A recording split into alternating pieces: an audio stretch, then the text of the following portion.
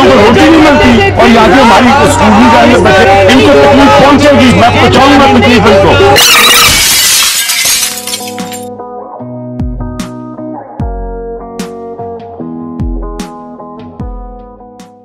आज हम जो प्रोग्राम कर रहे हैं उसका नाम है स्याह और साथ।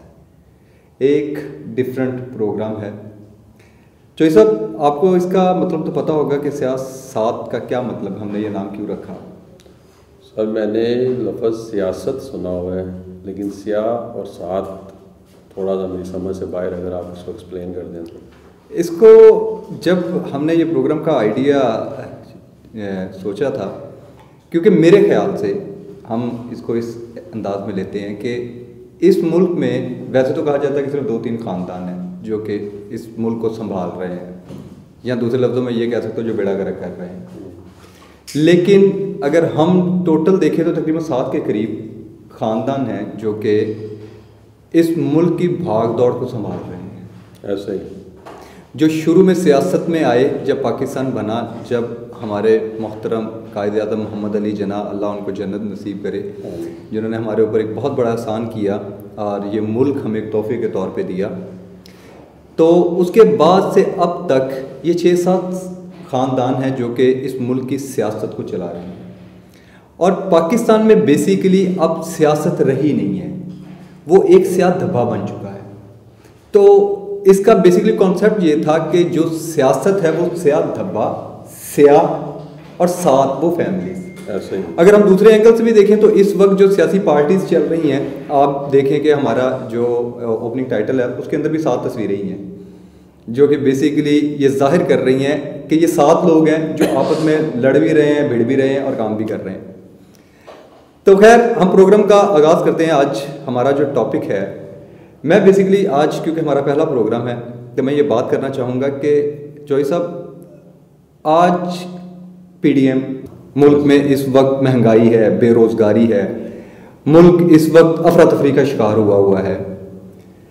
अगर ये लोग मुल्क को सुधारने के लिए आए हैं या सुधारना चाह रहे हैं तो फिर ख़राब किसने किया था? देखिए चौधरी साहब, बात बड़ी सीधी सी है कि एक मुहावरा है, चोर मचाए शोर, चोर चोर चोर। ठीक है, बिल्कुल। इसमें से कोई एक भी, जितने भी पीडीएम में लोग शामिल हैं, इसमें से पहली बात तो ये नया कोई नहीं है। नया मतलब चेहरा नया हो सकता है, ख़ानदान नया नहीं है, और इनकी जो सियासी वाबस्तगी है वो नई नहीं है। तो इनको सब पता है, लेकिन इनकी नज़र में ये ऐसा है कि शायद हमारी आवाम जो है वो बहुत मासूम है, और ये अभी तक 90s की जो दहाई है उसमें ज़िंदा है और उसी खुशफहमी में ज़िंदा है। वही मैं चौधरी साहब वही बात करना चाह रहा था, क्योंकि हमारी आवाम जो है मेरे ख्याल से बहुत ही मासूम है। ठीक, मासूम है। आप ये देखें कि बात वही चीज़ की जिस तरह एक, क्योंकि मैं इसको ना एक दूसरे एंगल से देख रहा हूँ। इस वक्त मुसलमानों का सबसे बड़ा दुश्मन एक छोटा सा मुल्क है इसराइल, जिसकी हम बात करते हैं। वो भी बेसिकली तमाम मुसलमानों के दरमियान में इख्तलाफ पैदा कर रहा है। सेम इसी तरह अगर पाकिस्तान में भी देखा जाए तो ये जो ताकतें, ये जो इस वक्त पीडीएम या जो भी सियासी पार्टी, में किसी एक का ज़ाहिर नाम नहीं लूँगा, ये भी बेसिकली काम तो वही कर रहे हैं ना कि अपने अपने बंदे खड़े करके एक दूसरे को आपस में भाई भाई को लड़वा रहे हैं। मैंने कई ऐसे देखे हैं कि आप एक पीपल पार्टी से हैं या एक दूसरा भाई वो नून लीग से है, तीसरा, वो आपस में घर बैठे लड़ रहे होते हैं। तो थीम तो वही चल रहा है। आइदर केस में भी भ्रूणी फंडिंग हो सकती है। तो सर देखिए, पहली बात ना मैं आपकी बात को वहीं से शुरू करूँगा। एक तो हमारी आवाम मासूम नहीं है, इनको सियासी शऊर आ चुका है। क्यों कि पीडीएम ने जितने भी जलसे किए हैं वहाँ में इन्होंने बेबहा पैसा लगाया है और लोगों के तरह तरह के लालच दिए हैं, लेकिन उसके बावजूद आवाम पहले की तरह बाहर नहीं आई, जैसे इफ्तिखार चौधरी साहब के टाइम पे आई थी, जैसे उससे पहले पीपल पार्टी के ज़माने में ट्रेन मार्च किया गया था, लॉन्ग मार्च किया गया था। अब आवाम उस तरह से बाहर नहीं आ रही, क्योंकि आवाम बार बार बेवकूफ़ बन के ये सीख चुकी है कि ये ख़ानदान अपने आप को सुधारते हैं।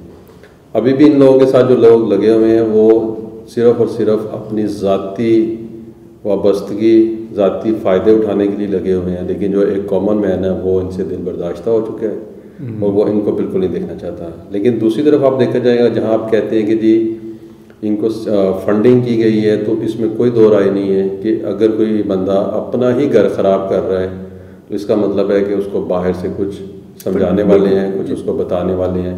تو اس میں تو کوئی دو رائے نہیں ہے. کیوں کہ اگر آپ ایک جلسہ کرتے ہیں تو اس میں جو کروڑوں روپیہ خرچ ہوتا ہے، جیسے سینٹ کا اجلاس ہو، سینٹ کے الیکشن ہوئے 70 کروڑ لگایا، تو یہ لوگ اپنی جیب سے کروڑ نہیں لگائیں گے، سیدھی سی بات. یہ تو 1 روپیہ نہیں لگاتے، اگر لگاتے ہوتے تو یہ لوگوں کا ایجنڈا ہے.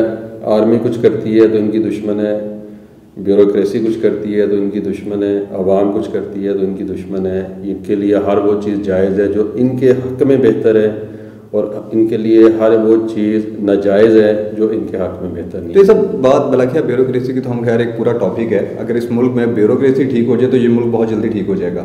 یہ تو ایک اسٹیٹ بات ہے، اس کے اوپر ایک پورا ہم پروگرام کریں گے بیوروکریسی کے. بیوروکریسی کا میں سیدھی سی بات کرتا ہوں کہ بیوروکریسی تب تک ٹھیک ہو ہی نہیں سکتی جب تک آپ اس کو سیاست سے بالاتر نہیں کرتے. وہ جو سب مطلب یہ ایک علیحدہ ٹاپک ہے، یہ علیحدہ ٹاپک ہے. اس کو بیسکلی اب یہ دیکھیں، کیونکہ ہم بات کریں دوبارہ سیاست کی طرف ہی آتے ہیں. یہ پی ڈی ایم چل رہی ہے، یہی نون لیگ والے تھے، یہی میاں صاحب تھے، یہی لوگ تھے جو اس وقت کے وزیر اعظم یوسف رضا گیلانی کو انہوں نے بیسیکلی انکوالیفائی کروایا تھا. یہی تھے جو راجہ صاحب کے خلاف احتجاج کر رہے تھے. یہ وہی لوگ تھے جو کہ بیسیکلی کہتے تھے کہ ہم لاڑکانہ کی سڑکوں پہ گھسیٹیں گے. یہ سارے اب اسی طرح مل کے بیٹھے ہیں. میرے خیال سے تو اس وقت سب سے اچھا سیاستدان جو مجھے لگا ہے اس وقت، عمران خان صاحب تو خیر ابھی نئے ہیں، میں ان کی بات نہیں کروں گا، کیونکہ یہاں پہ میں یہ سمجھتا ہوں کہ پاکستان میں سب سے بڑا سیاستدان وہ ہے جس نے سب سے زیادہ جیل بھگتی ہے. ٹھیک ہے، اور اس میں پی ایچ ڈی جو ہیں وہ زرداری صاحب ہیں، کیونکہ انہوں نے 10-12 سال بھگتی ہے. وہ پی ایچ ڈی ہیں. اگر میں کیونکہ ان کی میری بیک پہ تعریف ہے کہ وہ ان کی حکومت بھی جب رہی تو بہت اچھی تھی. ٹھیک ہے، اس میں ٹھیک ہے ہر خرابیاں ہوتی ہیں، چیزیں ہوتی ہیں، لیکن زرداری صاحب نے بڑے ڈنکے کے چوڑ پہ صدر تھے اور 5 سال ڈنکے کے چوڑ پہ صدر رہے ہیں.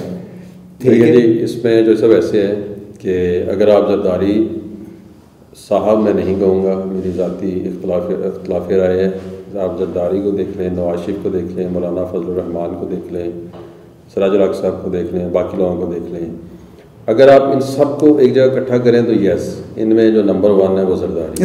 میں وہی چیز میں وہی کہنا چاہتا ہوں. اگر ان کا کمپیریزن آپ عمران خان کے ساتھ نہیں وہ بنتا نہیں ہے، وہ بنتا. میں بیسیکلی جو سب میں بات کر رہا تھا کہ وہ پی ایچ ڈی ہے وہ بندہ، کیونکہ جیل جانے کا میں نے ذکر کیا نا، جو جس نے سب سے زیادہ جیل بھگتی ہے میاں صاحب نے نہیں بھگتی. میاں صاحب بار بار کہتے ہیں ہم نے جیلیں بھگتی. کون سی جیل انہوں نے بھگتی ہے؟ میاں صاحب وہ جب مشرف کے دور میں جب انہیں بیسیکلی جیل ہوئی تو ان کی ایسی پھر گئی تھی، انہوں نے کہا کہ جی ہم باہر چلے جاتے ہیں، آپ ہمیں جو کرنا ہے کر لیں، ہم باہر چلے جاتے ہیں، ہم حکومت میں نہیں آئیں گے. اس وقت بھی سودا کر کے چلے گئے تھے. تو جیل کون سی انہوں نے بھگتی ہے؟ اس لحاظ سے عمران خان صاحب تو بالکل ہی وہ کہتے ہیں میٹرک پاس بھی نہیں ہے سیاست کے اندر. لیکن نو ڈاؤٹ انہوں نے جس طرح کا کام، جس طرح کا ویژن لے کے آئے ہیں، جس طرح کی چیزیں چل رہی، پرابلمس تو ہیں، ان کو فیس کرنے پڑ رہے ہیں، کیونکہ 30-40 سال کا اس ملک کا جو اتنا خراب ہوا ہے ایک دم سے تو ٹھیک نہیں ہو سکتا. 70 سال کا کہہ لیں آپ کہ 70 سال کی جو خرابیاں پیدا ہوئی ہیں وہ ایک دم ٹھیک نہیں ہوں گی. نہیں چوہے صاحب 70 سال کی میں اس وجہ سے نہیں کہوں گی، یہ ہمیشہ کہتے ہیں 70 سال کی خرابی ہے. 70 سال کی کوئی خرابی نہیں ہے. ایوب کا دور بہت اچھا دور تھا. اگر ہم ایوب کے دور کی بات کرتے ہیں، نو ڈاؤٹ ہی از اے ڈکٹیٹر، ٹھیک ہے، لیکن وہ میں کہتا ہوں کہ اس ملک میں پھر ڈکٹیٹر سب سے اچھے ہیں. سب سے زیادہ کام ڈکٹیٹر نے کیے ہیں. آپ کا سب سے زیادہ ڈیم اس دور میں بنے تھے. آج کون سے انہوں نے ڈیم بنا دیے؟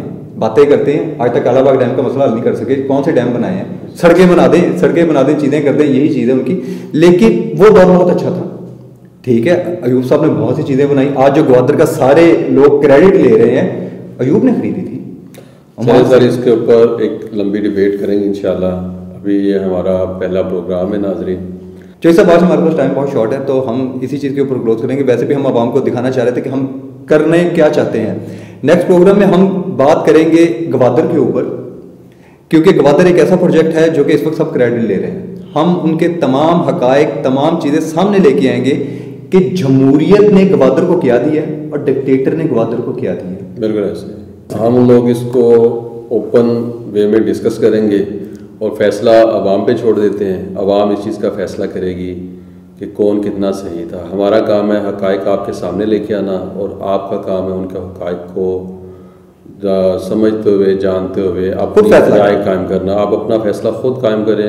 میں عوام سے یہ بھی کہنا ہو سکتا ہے ہم کئی جگہوں پہ غلط بھی ہوں، اس کی ہمارا ایک اپنا پوائنٹ آف ویو ہے، آپ کا ایک اپنا پوائنٹ آف ویو ہے.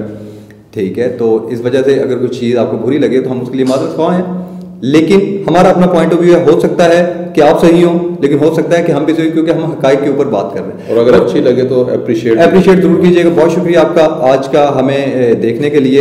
ان شاء اللہ تعالیٰ کل ایک نئے پروگرام کے ساتھ, نئے ٹاپک کے ساتھ پراپر آپ کے ساتھ ملتے ہیں. Thank you. اللہ حافظ. بیچاروں کو روٹی نہیں ملتی, اور یہاں سے ہماری اسکول نہیں جائیں گے بچے, ان کو تکلیف پہنچے گی, میں پہنچاؤں گا تکلیف ان کو.